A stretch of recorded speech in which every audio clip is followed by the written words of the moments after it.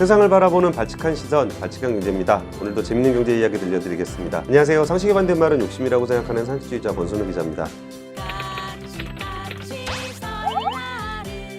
오늘은 애플카 관련한 얘기, 취재 후일담 좀 들려드리려고 준비했습니다. 사실 어제 했어야 되는데 어제 정말 정신없이 취재를 하다가 조금 늦어졌습니다. 현대차그룹과 애플의 협력 사실이 부인이 됐죠. 그러면서 주가도 많이 폭락을 해서 많은 분들이 좀 마음이 안 좋으실 것 같은데, 사실 이 사안은 보안이 너무 철저한 사안이어서 정말 취재를 하기도 굉장히 어려웠습니다. 그리고 이게 사실 이런저런 추측성 기사가 워낙 많다 보니까 무조건 기사가 나왔다고 따랐을 수도 없고, 그렇다고 사람들이 이렇게 많은 관심을 가지고 있는 내용을 안 쓸 수도 없고, 그래서 정말 여기저기서 퍼편하게 되어서 나오는 정보들을 들으면서 정말 이거는 좀 납득할 만하다, 그런 얘기들을 모아서 기사를 쓰는 게 굉장히 좀 힘들었는데요. 사실 저도 이런 조각들을 모아봤을 때 기아와의 협력 가능성이 좀 있다라고 좀 생각을 했었어요. 그래서 좀 이 부인 공시를 보면서 저도 굉장히 정신이 좀 멍하게 어제를 보냈습니다. 그 공시에서 너무 단호하게 부인을 해서 회사 쪽에다가, 야, 그럼 이게 또 부인이면 도대체 이게 무슨 의미냐라고 좀 물어봤었는데요. 일단 회사 쪽에서는 협의를 진행한 것이 없다는 거 말고는 아무 말도 해줄 것이 없다라고 좀 얘기를 하는 바람에 정말 그 공시의 의미를 계속 곱씹어보는 시간을 가질 수밖에 없었는데, 거기서 애플과 자율주행 차량 개발에 대해 협의를 진행하고 있지 않다라고 하니까, 그러면 전기차는 한번 해볼 수 있는 거 아닌가? 라고도 생각을 해보고, 이게 진행하고 있지 않다라는 의미가 현재는 잠깐 논의가 뭔가 중단이 잠깐 됐는데 앞으로 재개가 될 수도 있는 거 아닌가? 라는 좀 기대를 또 해보기도 했어요. 근데 이게 협의를 진행하고 있지 않다는 게 공식 입장인데, 여기서 뭔가 다른 그 문구의 어떤 차이를 인용해서 뭔가 행복 회로를 돌리고 있는 거는 오히려 현실을 좀 직시하는 데 좀 어려움이 생기는 게 아닐까, 뭔가 내가 지금 잘 될 거라는 기대감 때문에 취재를 잘못하고 있는 게 아닌가 생각이 들어서, 이 기아와 이제 애플의 그 협력 사실이 아예 무산이 됐다는 거를 좀 하면서 취재를 좀 해보려고 했었어요.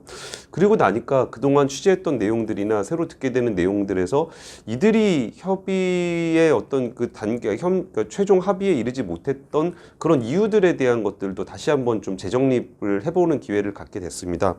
일단 현대차 입장에서의 문제에 대해서 한 가지 말씀을 드리고, 현대차 입장에서 애플이 왜 불편했는지에 대한 얘기를 한 말씀 드리고, 그 다음에 애플 입장에서 현대차가 어땠는지에 대한 얘기는 애플 쪽에서 얘기를 들을 수는 없었기 때문에 여기에 관련돼서 하시는 분들의 어떤 그 들었던 얘기들 중에 좀 납득할 만한 얘기들을 같이 얘기를 나눠보도록 하겠습니다. 애플의 그 비밀주의가 이번 협의가 깨지는데 중요한 역할을 했다라는 것이 외신에서 보도가 됐습니다. 애플은 보안을 굉장히 중시하는 회사인데 현대차가 여기에 대해서 뭔가 내용을 흘려서 언론 플레이를 하는 것을 애플은 파트너로서 인정할 수 없다라고 해서 깨졌다는 얘기가 외신에서 나온 얘기인데요. 사실 그 보안주의, 비밀주의에 대한 얘기를 이제 현대차 쪽의 관점에서 봤을 때는 좀 더 다르게 해석할 수 있다는 얘기를 조금 들었습니다. 어떤 거냐면은, 이게 양측에서 협상을 할 때 현대차 입장에서는 우리는 전기차 플랫폼이라는 거를 너희와 같이 협력할 거야 라고 해서 내놨던 거고, 그러면은 애플은 무엇을 내놓을 거냐는 거예요, 협상의 파트너로서. 근데 애플이 자신들의 어떤 자율주행 기술이라든지 아니면 앞으로 향후에 우리가 추구하고 있는 바의 어떤 제품이나 솔루션 아니면 어떤 방향성, 이런 부분들을 제시를 해줬어야 된다는 거죠. 근데 거기서 애플이 비밀주의를 유지하면서, 야, 우리는 여기에 대해서 우리가 뭘 하고 있는지, 그런 거에 대해서 뭘 하고 싶은지에 대해서 얘기해 줄 수 없다라고 했을 때, 현대차 입장에서는 여기가 비밀주의를 주장하게 되면은 협의할 수 있는 여지가 없어지는 측면이 있어요. 그러다 보니까 여기서 애플에서 4조 원을 투자해서 기아차에 공장을 만들어주고 이런 얘기를 하면은 그냥 그럴 수도 있겠다는 생각은 들지만, 현대차 입장에서 파트너십을 맺는다는 것은 우리가 내놓을 게 있고 니네가 내놓은 게 있을 때 두 개를 합쳐서 무엇인가를 만들어야 되는데, 애플이 비밀주의를 고수하면서 여기에 대한 자신들의 어떤 무엇을 내놓지 않았을 때, 자율주행 솔루션을 기대하는 건 결국은 자율주행 솔루션이 되겠죠. 자율주행 솔루션을 내놓지 않았을 때 현대차 입장에서는 이런 협상을 임하는 게 거의 불가능했다는 겁니다. 결국은 현대차는 줄 것이 있지만 애플은 줄 것이 있는지 없는지도 모르는 상태에서 비밀주의를 주장했던 것은 오히려 둘 사이의 협상을 결국 깨지게 했던 가장 중요한 요인으로 꼽힐 수도 있다고 좀 전해지고 있습니다. 그리고 이런 상황에서 협상을 하게 되면은 현대차는 자신들이 있는 것을 다 보여줬었고 애플은 자기들이 가지고 있는 것을 아무것도 보여주지 않았을 때 둘이 협상을 하게 되면은 뭔가 이걸 내놓고서 그걸 어떻게 조율할 것인지에 대한 개발 주도권을 애플이 가져가게 되는 거고, 현대차는 결국 애플이 주도하고 있는 어떤 자율주행 플랫폼, 자율주행 전기차 어떤 개발에서 결국은 되게 저마진을 먹을 수밖에 없는 하청업체로 전락을 하게 되고, 이 하청업체라는 어떤 전락했다는 그런 이미지가 결국 현대차가 가지고 있는 기존의 이미지까지 다 망가뜨릴 수 있다는 우려도가 제기되면서 현대차 내부에서도 이게 갑론을박이 좀 많았다는 얘기도 전해지고 있습니다. 그럼 이번에는 협상에 임하는 애플의 관점에서 이번 협상이 결국은 좀 결렬이 될 수밖에 없었던 이유에 대해서 좀 취재했던 얘기들을 좀 종합해서 말씀을 드리겠습니다. 일단 애플은 지금까지 자율주행 솔루션을 가지고 있는지가 확인되지 않은 업체입니다. 이게 2014년부터 타이탄 프로젝트를 했다고 얘기는 하지만 그 과정에서 엔지니어들이 굉장히 대다수가 어떤 회사를 떠난다거나 이게 타이탄 프로젝트가 무산됐다거나 이런 뉴스들도 많이 있었고, 정말 그리고 자율주행을 하려면 데이터가 굉장히 많이 필요한데 테슬라처럼 실제 차량을 가지고 많이 굴린 것도 아니고 웨이모처럼 정말 어떤 시뮬레이션 데이터를 많이 가지고 있는 것도 아니고, 기껏해야 캘리포니아에서 10여 대의 자율주행 차량들이 돌아다니는 정도를 해왔는데 정말 애플이 이거를 자율주행에 대한 어떤 지금의 완성된 어떤 무슨 솔루션을 가지고 있는지는 확인되지 않았습니다. 다만 그런 거는 생각해 볼 수가 있어요. 그러니까 애플은 기존에도 예를 들어서 TSMC에다가 어떤 반도체 물량을 맡길 때도 이 반도체 공정을 어떻게 했으면 좋겠는지를 굉장히 긴 시간 협의를 하고, LG 디스플레이에다 OLED를 납품받을 때도 이 제품을 어떻게 만들어야 되는지 수년 전부터 같이 컨트롤을 하면서 우리 공정을 어떻게 해야 되고, 애플은 공장을 직접 다루지 않고 있지만 자신들의 부품에 대한 어떤 제조 공정에 대한 기술에 대한 연구는 굉장히 많이 하고 있는 것으로 알려져 있어요. 그러면은 공정에서 무슨 일이 생기거나 그런 것들을 다 애플이 몇 년 동안 파트너십을 맺어서 자기네들과 협력하는 파트너십을 맺었을 때 그 업체에다 기술 지원을 해주고 기술 개발을 같이 하면서 이런 과정들을 거쳐서 최종 완성품을 짜잔 하고 내놓는 그런 패턴을 가지고 있다고 합니다. 그럼 애플 입장에서는 지금 당장 뭔가 너네의 전기차가 있고 우리의 솔루션이 있으니 1 더하기 1은 2, 그래서 오늘 이번에 이걸 짠 하고 내놓자, 이런 방식의 파트너십을 원한 게 아니었다는 거예요. 그러면 애플은 지금부터 파트너십을 맺고 같이 공동으로 자율주행 전기차를 개발하면서 2024년이나 25년쯤 우리가 함께 만들어내는 자율주행 전기차를 만들기를 원했던 거예요.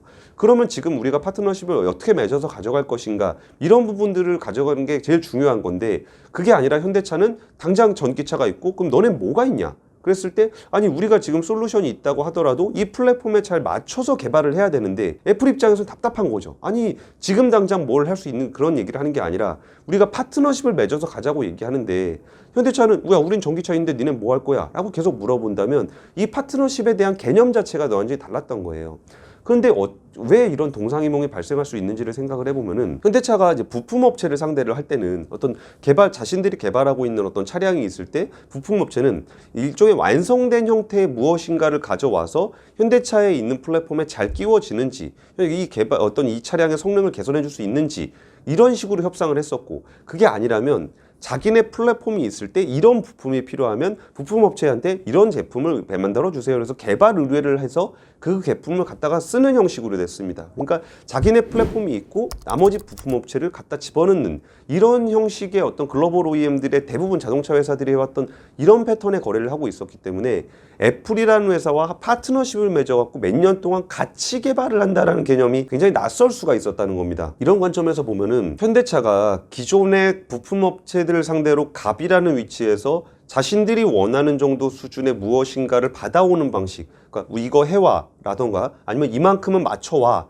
이런 식의 어떤 거래를 하는 상대로서 파트너를 대했을 때 이 IT계의 어떤 빅테크 기업들과 협업을 하는 과정이 굉장히 지난할 수가 있다는 거예요. 그럼 이 솔루션을 가지고 있는 회사는 현대차가 설사 자신들이 개발비를 주고 가지고 올 때라도 일종의 슈퍼을로서 그 현대차의 어떤 그 생태계에서의 그 장악력 안에 들어가 있지는 않을 가능성이 굉장히 높아요. 그러면 어떤 현대차가 지금까지 자동차란 말이야 하면서 해왔던 그런 방식 에서 벗어나서, 태도에서 벗어나서 IT 회사와의 정말 진정한 의미의 화학적 화합을 어떻게 해서 공통으로 완성된 그런 자율주행 전기차를 만들려고 한다면은 기존에 가지고 있던 그런 마인드를 많이 바꿔야 된다라는 이것도 이번에 애플카와의 어떤 협력 관계가 무산된 것을 통해서 한 번쯤 고민해 볼 수 있는 시간이 되는 것 같습니다. 그럼 앞으로는 어떻게 될 것인지에 대해서 좀 생각을 해볼 필요가 있는데요. 사실 애플은 현대차와 잘 맞지 않는 파트너일 수도 있을 것 같아요. 워낙 두 회사의 문화가 너무나 이질적이고 현대차의 어떤 자동차 회사로서의 어떤 그런 태도와 애플이 가지고 있는 그 비밀주의를 철저하게 갑의 위치에서 모든 걸 통제하려는 그런 기업 문화가 잘 맞지 않았을 수도 있을 거라는 생각도 듭니다. 이게 독일의 코메르츠방크의 자동차 담당 애널리스트가 이번에 어떤 평가를 한 걸 보니까 애플은 자사 제품에 관한 모든 것을 통제하고 싶어하고 애플은 파트너가 아니라 하청업체를 원한다라는 표현을 썼습니다. 그리고 애플은 아무것도 공유하지 않을 것이고 생산을 맡은 회사를 돕지도 않을 것이다. 애플에서 유일하게 얻을 수 있는 것은 공장의 생산량이 늘어날 뿐이다라고 평가를 했습니다. 우리가 그 자동차 회사들이 그 애플과 협력해서 가장 우려하는 부분들에 대한 지적을 해준 건데요. 결국은 애플과 어떤 회사가 손을 잡을 것인가에 대한 코메르츠방크의 분석은 이 자율주행차 전기차로 갔을 때 어마어마하게 많은 돈이 필요한데 이 돈을 감당할 수 없는 회사들이 결국 애플의 하청업체 형태로 들어가지 않겠느냐라는 분석을 한 거예요. 이게 왜 그러냐면은 기존의 자동차 회사들 중에 정말 그 막대한 수조 원의 돈을 이렇게 수십조 원의 돈을 쏟아부어가면서 자율주행 전기차를 개발할 수 있는 회사는 글로벌 탑5 정도밖에 없을 거예요. 그럼 나머지 회사들은 가만히 있으면 투자금을 마련하지 못해서 내연기관의 쇠퇴와 함께 정말 그 회사의 어떤 종말을 볼 수가 있는 상황이 된다면 오히려 어떤 자신들의 브랜드를 다 버리고서라도 애플의 협력업체로서 들어갈 수도 있지 않겠느냐라는 분석을 하고 있는 겁니다. 그리고 앞으로 현대차도 이제 빅테크 기업과의 협업을, 그러니까 테슬라와 반 테슬라 진영을 형성할 때 결국 반 테슬라 진영은 테크 기업과 자동차 기업의 어떤 합종 연행 형식으로 될 거라는 전망들이 많이 나오고 있어요. 근데 그거는 예전에 스마트폰 생태계에서 애플과 안드로이드 진영에 구글이 OS를 하면서 삼성전자를 비롯한 어떤 스마트폰 업체가 있었던 그 반 애플 진영, 안드로이드 진영이 만들어졌던 것처럼 테슬라가 자신들의 모든 생태계를 잡고 있는 테슬라가 있다면 어떤 이쪽 반 테슬라 진영의 누군가는 글로벌 OEM과 빅테크 기업의 합작 아니면 애플이 어떤 하청업체로서의 자동차를 두는 이런 형식이 되지 않을까라고들 전망을 하고 있는데 사실 현대차도 자율주행 전기차를 개발하기 위해서는 정말 그 글로벌 테크 기업과의 협업을 위해서 기존의 자동차 에서 행동하는 것과는 좀 다른 형태를 좀 보일 필요가 있는 것 같아요. 이게 자율주행을 한다는 것은 굉장히 막대한 데이터가 필요한 것도 맞고 그 막대한 데이터를 가지고 신경망에 집어넣어서 신경망에서 원하는 값을 뽑아내고 원하는 값이 나오지 않으면 신경망을 바꾸거나 데이터 값을 바꾸는 굉장히 지난한 과정들을 거치면서 이거를 거쳐야 되는데 이런 솔루션을 개발하는 과정을 그냥 너네가 만들어 오면은 우리 거에 넣어줄게 이런 방식으로 접근을 했을 때는 정말 이 협력을 하기가 쉽지 않을 거라는 생각이 드는 거예요. 그래서 그런 태도를 바꾸지 못하는 사이에 다른 협력들이 진행이 되고 여기서 시간이 뒤처지게 됐을 때 정말 현대차가 과연 독자적인 그 자율주행차 개발을 통해서 이 모빌리티 변화를 대응할 수 있을지에 대해서는 사실 저는 좀 회의적이긴 합니다.